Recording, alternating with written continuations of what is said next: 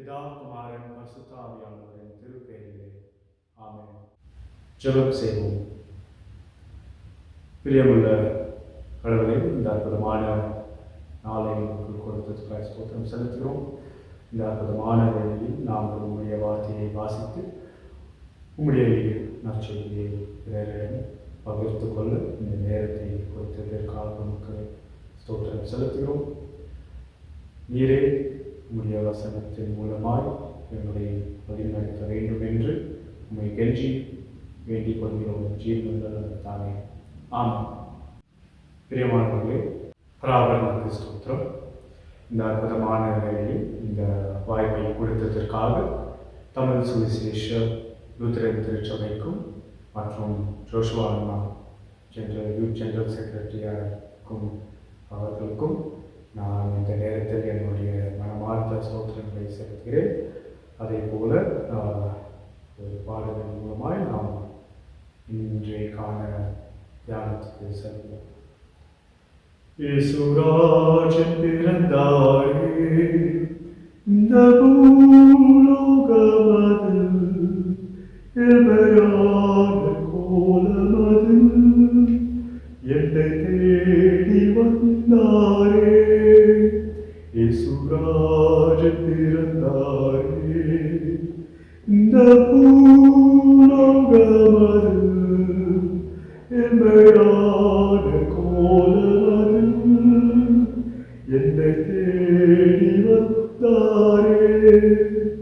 சாத்தான் சேனை ஜெயிக்க பிறந்தார், சாவின் கூரை முறிக்க பிறந்தார். சாத்தான் சேனை ஜெயிக்க பிறந்தார், சாவின் கூரை முறிக்க பிறந்தார். சாத்தான் காலம் பல பிறந்தார், பாடுவேன் அல்லேலூயா. சாத்தான் காலம் பல பிறந்தார், பாடுவேன் அல்லேலூயா. இயேசுராஜன் பிறந்தாரே, இந்த பூலோகமது எமையான கோலமது என்னை தேடி வந்தாரே. என்னை பேர் சொல்லி அழைக்க பிறந்தார், பலவீனமாய் மாற்ற பிறந்தார். என்னை பேர் சொல்லி அழைக்க பிறந்தார், பலவானாய் மாற்ற பிறந்தார். என் துக்க மாற்ற பிறந்தார், பாடுவேன் அல்லேலூயா. என் துக்க மாற்ற பிறந்தார், பாடுவேன் அல்லேலூயா. இயேசுராஜன் பிறந்தாரே, இந்த பூலோகமது எமையான கோலமது என்னை தேடி வந்தாரே. மத்தேயு 1ஆம் அதிகாரம் வசனங்கள் 21ஆம் வசனம். அவள் ஒரு குமாரனை பெறுவார், அவருக்கு இயேசு என்று பெயர் விடுவாயாக. ஏனெனில் அவர் தமது ஜனங்களின் பாவங்களை நீக்கி அவர்களை இரட்சிப்பார் என்றார். நாம் இந்த வசனத்தை தியானிக்கிறதுக்கு முன்பாக நாம் தெரிந்து கொள்ள வேண்டிய முக்கியமான ஒரு விஷயம் என்னவென்றால், இந்த கிறிஸ்துமஸ் சீசன் எண்ணத்தை குறிப்பிட்டு பார்க்க போனால், கடவுளுடைய மிகப்பெரிய தியாகத்தை நாம் இந்த வேளையில் காண்பிக்கிறோம். அது என்னவென்று பார்த்தால், யோவான் 1ஆம் அதிகாரம் வசனங்கள் 1லிருந்து 3ஆம் வசனம் வரை என்ன சொல்கிறது என்றால், ஆதியிலே வார்த்தை இருந்தது, அந்த வார்த்தை தேவனோடு இருந்தது, அந்த வார்த்தை தேவனிடத்தில் இருந்தது. அவர் ஆதியிலே தேவனோடு இருந்தார், சகலமும் அவர் மூலமாய் உண்டாயிற்று, உண்டானதொன்றும் அவர் இல்லாமல் உண்டாகவில்லை. அதுக்கப்புறம் யோவான் 1ஆம் அதிகாரம் 14ஆம் வசனம் என்ன சொல்கிறது என்று பார்த்தால், இந்த வார்த்தை மாமிசமாய் ஆகி நம் மத்தியில் வாசம் செய்து. யோவான் 1:16. இந்த வார்த்தை நம் மத்தியில் மாமிசமாய் வாசம் செய்கிறது. அதுவே மிகப்பெரிய தியாகம் என்றுதான் நாம் முதலாக கற்றுக்கொள்ள வேண்டும். இதுக்காக பிறகுதான் இயேசு சிலுவையில் நம்மளுடைய பாவங்களை மறித்து அது நம்மளுக்கு ரட்சிப்பை கொண்டு வந்தார். அவருடைய salvation mission consummated on the cross. அதற்கு முன்பாக நம்ம தெரிந்து கொள்ள வேண்டியது, அதற்கு முன்பாக அவர் செய்த மிகப்பெரிய தியாகம் நமக்காக இந்த பூமியில் பிறகு. ஸோ இந்த எதற்காக பிறந்தார், எப்படி பிறந்தார், அவருடைய பிறப்பின் பின்னாடி ஒரு மிகப்பெரிய ஒரு காரியம், அநேக கஷ்டமான காரியங்கள், கடினமான ஒரு அவருடைய பிறப்புக்கு முன்பாக அவருடைய பிறப்பின் நேரத்தில் மிக கடினமான ஒரு காலத்தில் அவர் பிறந்தார். அந்த நேரத்தில் அவர்கள் 2 பேரை தேர்ந்தெடுக்கிறார். அதாவது மேரி அண்ட் ஜோசப். இவர்கள் 2 பேரையும் அவர் நினைக்கிறார். இந்த நம்ம பைபிள் ரீடிங் மத்தேயு 1ஆம் அதிகாரம் வசனங்கள் 21ஆம் வசனத்துக்கு முன்பாக நம்ம சில ஒரு 5-6 வசனங்களுக்கு முன்பாக நம்ம படித்து கொண்டு வந்தோம் என்று பார்த்தால், கடவுள் இவர்கள் 2 பேரையும் நினைக்கிறதுக்கு முன்பாக இவர்கள் 2 பேரும் மிகப்பெரிய கஷ்டத்தை அவங்களுடைய பர்சனல் லைஃப்பில் சந்திக்கிறாங்க.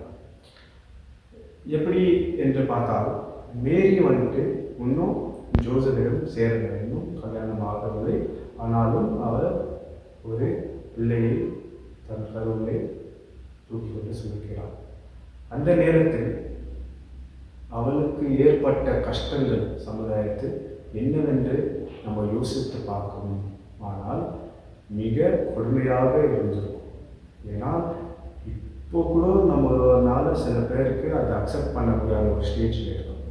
யாராவது ஒருத்தவங்க மேரேஜ்க்கு முன்னாடி ப்ரெக்னென்ட் ஆகிட்டா, கன்சீவ் ஆகிட்டா, இன்னும் நம்மளால அதை அக்செப்ட் பண்ண முடியாமல் இருக்கும். அந்த மாதிரி இப்போது கூட நம்ம அப்படி இருக்கோம். நான் இதுக்கு முன்பு ஒரு 2000 வருஷத்துக்கு முன்பாகவே இப்படி ஒரு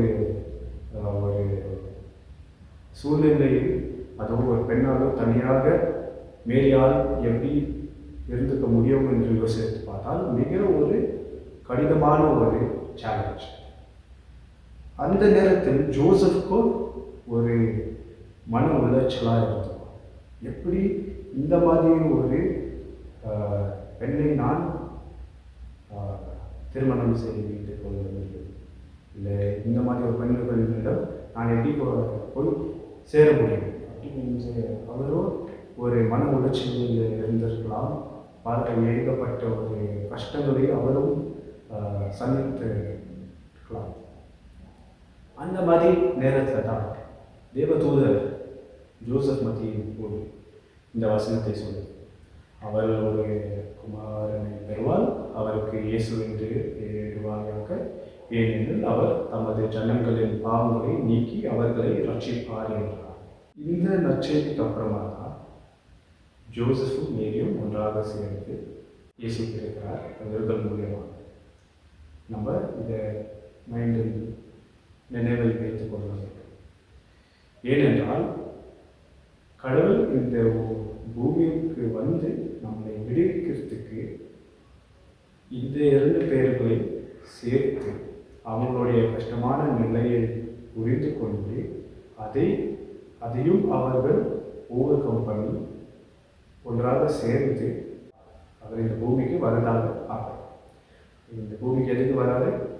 நம்மளை விடுவிக்கிறதுக்காக, நம்மளுடைய பாவங்களிலிருந்து நம்மளை ரட்சிக்கிறதுக்காக வராது.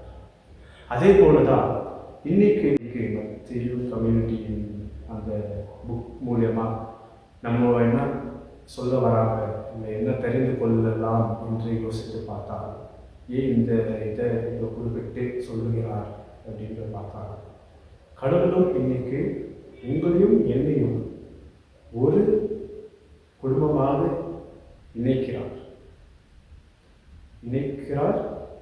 இணைந்து நம்ம மூலியமாக அவருடைய நற்செய்தியை பிறருக்கு கொண்டு போய் சேர்க்க சொல்கிறார், சொல்ல பார்க்கிறார்.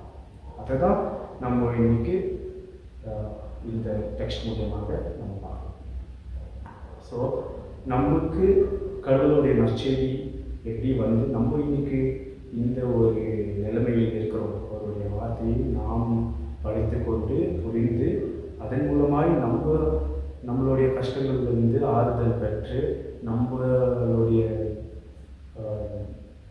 அநேக சோர்ந்து போன நேரத்தில் இந்த வார்த்தை நம்மளை எப்படி பலன்படுத்தியது என்று பார்த்து நம்ம இந்த வாழ்வின் மகிமையை அற்புதமான நற்செய்தியை எப்படி பெற்றுக்கொண்டு கடவுளுடைய வார்த்தையை பெற்றுக்கொண்டு அதன் வழியாக நம்ம எப்படி விடுதலையை பெற்றுக்கொண்டு ரட்சிப்பை அனுபவித்து கொண்டிருக்கிறோம்.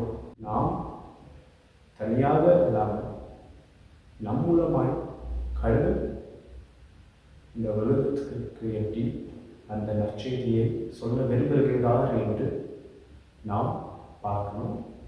ஸோ இந்த தியானத்தோடைய தீம் என்ன நான் சொல்ல வரேன்னா, Christ centred Christmas should be grace sharing Christmas. கிறிஸ்துவை முக்கியமாக மெய்யாக வைத்து இந்த கிறிஸ்மஸ் பண்டிகையை நாம் செலிப்ரேட் பண்ண வேண்டும்.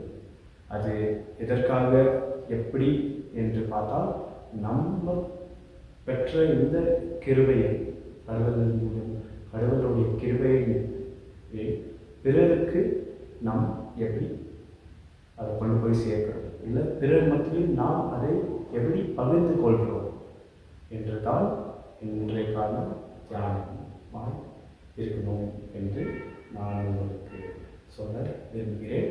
ஏனென்று பார்த்தால், இன்றைக்கான சமுதாயத்தில் வாலிபர்களும் மற்ற அநேகர்களும் நிறைய கஷ்டங்களை சந்திக்கிறார்கள். அவங்களுடைய பர்சனல் லைஃப் ஆகட்டும், இல்லை கம்யூனிட்டி லைஃப், இல்லை சோஷியல் லைஃப், இது இல்லைன்னா நிறைய கஷ்டங்களை அவர்கள் சந்திக்கிறார்கள்.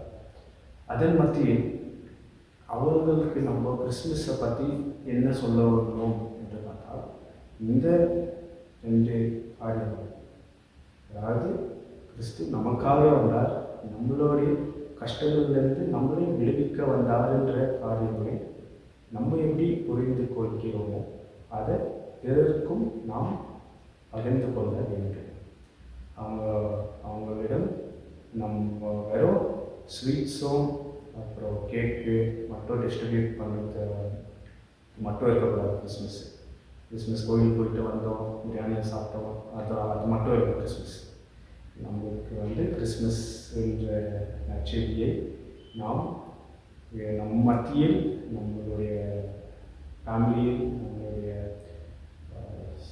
சோஷியல் சர்க்கிளில் கஷ்டப்படுகிறவர்கள் மத்தியில் இந்த நற்செய்தியை நாம் கொண்டு போய் சேர்க்க வேண்டும். இதை சொல்லி முடித்துக் கொள்கிறேன். ஜெபம் செய்வோம். பிரியமுள்ளவர்களே, இந்த அற்புதமான நேரத்தில் உங்களுடைய வார்த்தையை வாசித்து உம்மை போற்றி துதித்து பாட அற்புதமாக உங்களுடைய வார்த்தையை தியானிக்க தந்த இந்த வாய்ப்புக்காக உங்களுக்கு ஸ்தோத்திரம் செலுத்துகிறோம். இந்த வார்த்தை எல்லாவற்றையும் போய் சேர நீரே கிருபையாக அருள வேண்டும் என்று நாங்கள் கெஞ்சி கேட்கிறோம். எங்கள் மத்தியில் கஷ்டப்படுறவர்கள், பணம் இருக்கிறவர்கள் மற்றும் அநேக கஷ்டங்களை சந்தித்துக் கொள்கிறவர்களை நீர் ஒன்றால் சேர்ந்து அவர்கள் மூலமாய் உங்களுடைய நற்செய்தியை வெளிப்படுத்த வேண்டும் என்று நாங்கள் இந்த நேரத்தில் உங்களை கெஞ்சி கேட்கிறோம். ஜீவனங்கள் ஆமென்.